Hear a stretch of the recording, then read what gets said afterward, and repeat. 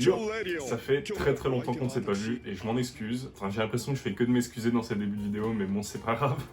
Là, ça fait 3 mois que je suis au Japon, je vous ai pas tellement donné de nouvelles. Mais bon, j'ai eu le temps de faire plein de choses, malgré le fait que j'ai été rattrapé par la paperasse. Parce qu'au Japon, on a énormément de paperasse à faire. Et par les devoirs, j'ai quand même pu voyager un peu, surtout à Kyoto, mais j'ai aussi pu explorer Osaka, quelques villes aux alentours comme Kobe, et récemment j'ai fait Tokyo. Du coup, j'ai très envie de vous parler de tout ça. Mais puisque ça fait un moment et que la dernière fois qu'on s'est parlé, c'était à l'hôtel, je vais surtout vous montrer un peu là où est-ce que j'habite, et après vous parler des 2 villes que j'ai le plus visitées, et des différences d'atmosphère entre les deux. Parce qu'il y a quelque chose de complètement différent entre Kyoto et Osaka, et j'ai très envie de vous parler de tout ça. Et du coup, on va commencer par la vie au dortoir.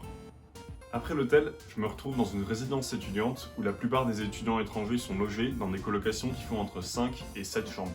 Dans ma colocation, je suis avec 2 étudiants japonais, un étudiant philippin, un étudiant indonésien et un étudiant allemand. Et avec eux, j'ai pu faire plein d'autres rencontres, j'ai pu visiter la ville, faire plein d'autres choses qui sont différentes de ce à quoi est-ce que je pouvais m'attendre à faire. Et j'ai vraiment fait des très bonnes rencontres et j'espère vraiment garder contact avec eux. Et peut-être un jour vous les montrer s'ils sont d'accord. Puisque la dernière fois je vous avais fait un room tour, c'est exactement ce que je vais vous faire ici pour toute la colocation et surtout pour un peu ma chambre, pour que vous puissiez vous faire un meilleur avis de à peu près là où est-ce que je vis au final. Alors ça c'est ma colocation et du coup il y a la salle à manger qui est ici avec une grande table où est-ce qu'on a mis des nappes. Plus c'est là où je passe la plupart du temps quand je mange avec mes colocataires, ce qui arrive assez souvent puisque mes colocataires cuisinent pas mal. Ensuite il y a un peu la buanderie où est-ce qu'il y a les 2 machines à laver plus les séchoirs et tout ce qu'on met au niveau des brosses à dents, etc. tout ça. Ensuite il y a 2 sets de douche. On s'est jamais embrouillé par rapport à ça, même si à un moment on était 7, ça a jamais posé de problème. Le seul truc c'est que c'est assez petit et bas de plafond, mais bon j'ai déjà vécu bien pire donc ça va. Ensuite 2 sets de toilettes, toujours automatisés, qui s'allument dès qu'on rentre dans vos toilettes, tout simplement. Et voilà, c'est à peu près tout ce qu'il y a dans la colocation, si ce n'est le grand couloir qu'il y a ici où il y a toutes les chambres. Du coup je vous emmène dans ma chambre ensuite. Donc je suis à la chambre A345 et c'est là où je passe la plupart de mon temps étant donné que j'ai des cours en ligne et même pendant les vacances quand je me repose je passe du temps ici. Là j'ai plutôt rangé, j'ai un peu fait exprès histoire de pas que ce soit trop le bordel, mais voilà. Ensuite je vais vous montrer un peu ce que j'ai pu accumuler, donc que ce soit au niveau des posters, au niveau des objets, ça va, je me suis fait une petite décoration de tout ce que j'ai pu ramasser au Japon, tout ce que je veux garder un peu pour rendre la chambre un peu moins triste. Donc il y a des numéros du Jump, il y a un Daruma, il y a 2-3 figurines, 2-3 trucs de sport quand même, faut pas abuser. Les affaires pour la douche, tout ça, je sais pas si ça vous intéresse mais je préfère vous montrer. Mon bureau, où est-ce que j'ai foutu mon ordi, mes figurines que j'ai ramassées à Tokyo, que je trouve vachement cool.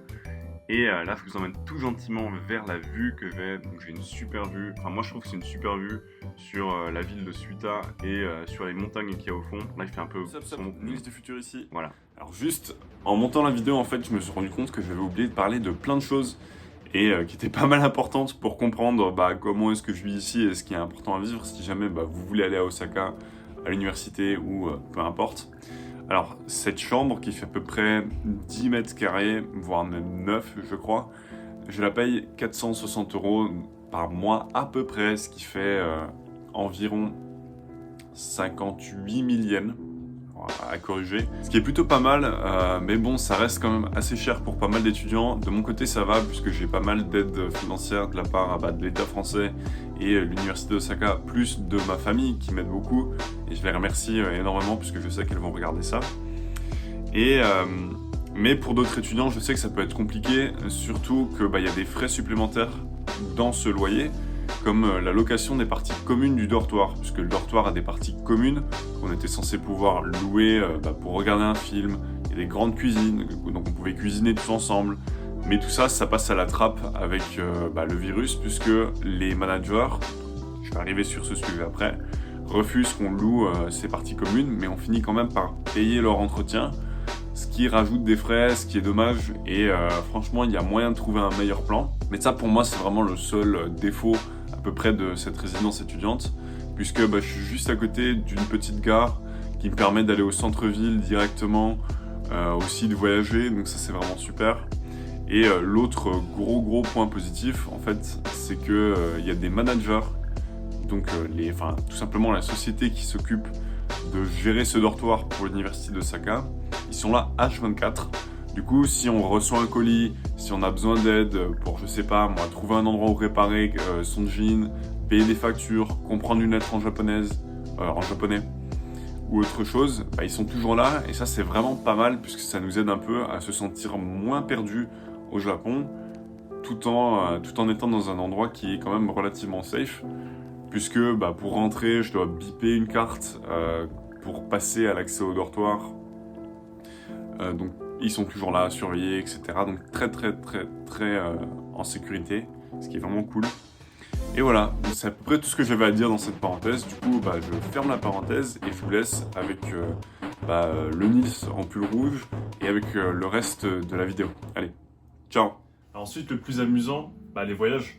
Alors déjà, la chose qui est incroyable, c'est qu'au niveau des restrictions par rapport au virus, le Japon reste relativement calme puisqu'il n'y a pas de confinement, juste le port du masque et la plupart des restaurants ferment vers 8h. Ça me permet de voyager aux alentours d'Osaka, qui est très bien placé entre plusieurs villes comme Kobe, Nara, Kyoto et tant d'autres que j'ai pas encore vues. C'est vraiment génial par rapport aux étudiants par exemple qui étaient à Tokyo, où est-ce que c'est beaucoup plus difficile de voyager. Moi je suis juste à quelques heures de train ou de métro de certaines grandes villes qui ont complètement rien à voir avec Osaka, et celle à laquelle je pense le plus particulièrement c'est Kyoto. Kyoto, j'y suis allé plusieurs fois grâce à une ligne de métro qui relie directement Osaka à Kyoto que je peux prendre pour seulement à peu près 4 €. Et encore, je suis gentil. J'y suis allé une fois au début d'année seul à Arashiyama, enfin au début de mon année au Japon, seul à Arashiyama pour voir les couleurs d'automne avec le Momiji que vous pouvez voir maintenant. J'ai vraiment beaucoup apprécié Arashiyama, que ce soit au niveau de l'ambiance, de l'atmosphère, des différents jardins. Et après, évidemment, Kyoto est complètement différente à explorer seul, puisqu'on s'aperçoit qu'il y a une certaine sérénité et un certain calme qui règne tout au sein de la ville. Et faire tous ces endroits touristiques et découvrir des petits temples perdus dans les vieux quartiers de la ville, ça m'a vraiment marqué. J'ai même pu croiser une geisha que évidemment j'ai pas eu le temps de filmer, mais c'était vraiment une expérience forte de partir là tout seul pour une première fois. Ensuite j'y suis retourné une deuxième fois avec des amis, cette fois-ci pour le nouvel an, où est-ce que j'ai pu faire plusieurs temples qui étaient un peu cachés ou alors que j'avais moi-même envie d'explorer, qui étaient complètement différents de certains spots touristiques ou alors certains autres spots touristiques.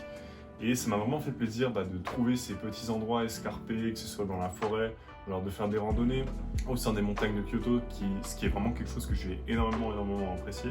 Et pour moi, Kyoto, ça restera la ville du calme, la ville avec les forêts de bambou, les montagnes, les temples perdus où est-ce qu'on peut méditer, rester un peu. Et ça, c'est vraiment ce que je ressors le plus de Kyoto. C'est une ville qui est pleine de culture et de plein d'endroits différents à visiter. Et surtout quand vous êtes passionné par tout ce qui est la culture bouddhiste et en général tout ce qui tient de la spiritualité, c'est vraiment une ville que je recommande énormément et j'ai définitivement envie d'y retourner. Et elle est très différente d'Osaka, qui est ce dont je vais vous parler maintenant.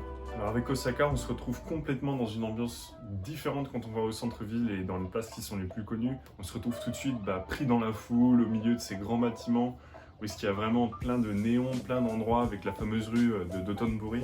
Et vraiment, c'est un peu tout ce qu'on peut s'imaginer du Japon un peu cliché, c'est-à-dire se retrouver perdu entre des très grands bâtiments avec plein de néons, plein d'endroits à visiter. Surtout ce qui rend Osaka très connu, c'est la nourriture, comme vous pouvez le voir. Et j'ai vraiment pu me régaler, que ce soit au niveau des takoyaki ou alors de plein d'autres plats que j'ai pu goûter à Osaka.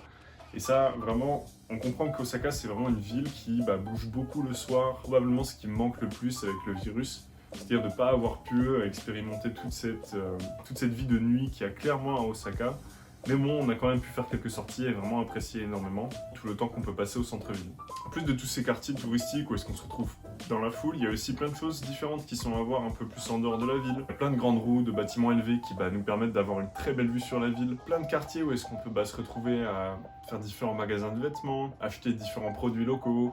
Ça, c'est vraiment quelque chose qui me plaît beaucoup à propos d'Osaka, c'est cette différence qu'il peut y avoir entre certains endroits, mais quand même quelques activités qui sont super intéressantes à faire. Et probablement, ce que j'ai le plus apprécié, en fait, c'est sortir un peu d'Osaka et du centre qui est très connu, donc les grandes allées avec les néons dont je vais pu vous parler, et justement trouver des activités à faire qu'il y a en dehors, que ce soit au niveau des randonnées, que j'ai pu faire à Mino, ou alors du musée Cup Noodle, qui se retrouve à Itami, à quelques stations de métro de là où je suis, un peu plus en dehors du centre-ville. Même encore l'aquarium qui est très connu, et toutes ces autres choses dont j'ai très envie de vous parler dans mes vidéos. Et ça c'est vraiment ce qui me marque le plus à Osaka en fait. C'est toutes ces petites villes, tous ces petits endroits qui sont très faciles d'accès à quelques stations de métro et qui vous donnent vraiment envie d'explorer en fait ce qu'il y a à côté de la ville, plus que la ville en elle-même. Et le fait qu'on puisse bouger et faire autant d'activités, moi c'est vraiment ce qui me plaît le plus à Osaka. Alors évidemment c'est très différent de ce qu'on peut voir à Kyoto et encore plus différent de ce qu'on peut voir à Tokyo, parce qu'il y a encore plus d'activités à faire. Mais au final, moi c'est vraiment la ville que je préfère. Et au niveau des rencontres et au niveau des gens qu'on peut rencontrer, que ce soit au niveau des Japonais ou des étrangers, j'ai eu beaucoup plus d'interactions qui étaient vraiment géniales à Osaka, puisque c'est ça dont on se rend compte le plus, c'est la différence, la chaleur qu'il peut y avoir chez les gens, et ça c'est vraiment quelque chose que j'apprécie beaucoup. Puisque je vous ai parlé de mes voyages, maintenant je vais vous parler un peu plus de ma vie étudiante. Alors comme j'ai pu le dire avant, tous mes cours sont en ligne, mais ça c'est pas tellement quelque chose qui me dérange, puisque ça me laisse aussi beaucoup de temps pour moi me faire mon propre emploi du temps, ce que j'apprécie beaucoup. J'ai aussi pu rejoindre un club de basket japonais, mais ça s'est pas bien passé du tout, et il faut absolument que je vous raconte, que ce soit au niveau des rencontres. J'ai vraiment plein d'anecdotes à raconter et plein d'idées de vidéos. Alors maintenant, l'idée pour la suite, c'est que puisque je suis plus habitué, que j'ai une petite routine et que surtout j'ai plus de paperasse à faire, puisque ça c'était vraiment quelque chose qui était infernal. Maintenant j'ai envie de vous parler plus d'autres voyages que j'ai fait, mais plus en détail, puisque je vous ai pas parlé de la fois où je suis allé à Tokyo, puisque j'y suis allé pendant une semaine pendant ces vacances. J'ai aussi envie de faire une vidéo sur le basket comme je vous l'avais dit, et sur le parc Universal, puisque j'ai eu la chance d'aller au parc Universal au moment où est-ce que la partie Nintendo Land est ouverte, dans les quelques premiers jours où est-ce que c'était ouvert. Ça c'est vraiment une chance incroyable que j'ai très envie de partager avec vous, puisqu'il y a plein de choses à dire sur ce parc.